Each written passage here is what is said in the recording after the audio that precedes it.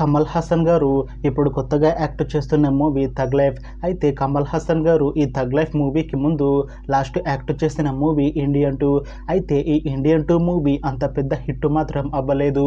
అయితే కమల్ హాసన్ గారు Indian 2 movie release తర్వాత 1 ఇయర్ టైం గ్యాప్ తీసుకొని ఇప్పుడు మళ్ళీ ఈ థగ్ లైఫ్ మూవీలో యాక్ట్ చేస్తున్నారు కమల్ హాసన్ గారు. చూడాలి కమల్ హాసన్ గారికి ఈ థగ్ లైఫ్ మూవీతో అయినా ఒక మంచి హిట్ తనకి వస్తుందా లేదా అనేది మనం ఈ థగ్ లైఫ్ మూవీ రిలీజ్ అయ్యాక చూడాలి. అయితే కమల్ హాసన్ గారికి ఒక మంచి హిట్ అంటే అది విక్రమ్ మూవీ. అయితే విక్రమ్ మూవీ రిలీజ్ తర్వాత కమల్ హాసన్ గారికి ఒక్క మంచి హిట్ కూడా రాలేదు. అయితే విక్రమ్ మూవీ రిలీజ్ తర్వాత చాలా టైం గ్యాప్ తీసుకొని ఇప్పుడు మళ్ళీ ఈ థగ్ లైఫ్ మూవీతో వస్తున్నారు కమల్ హాసన్ గారు.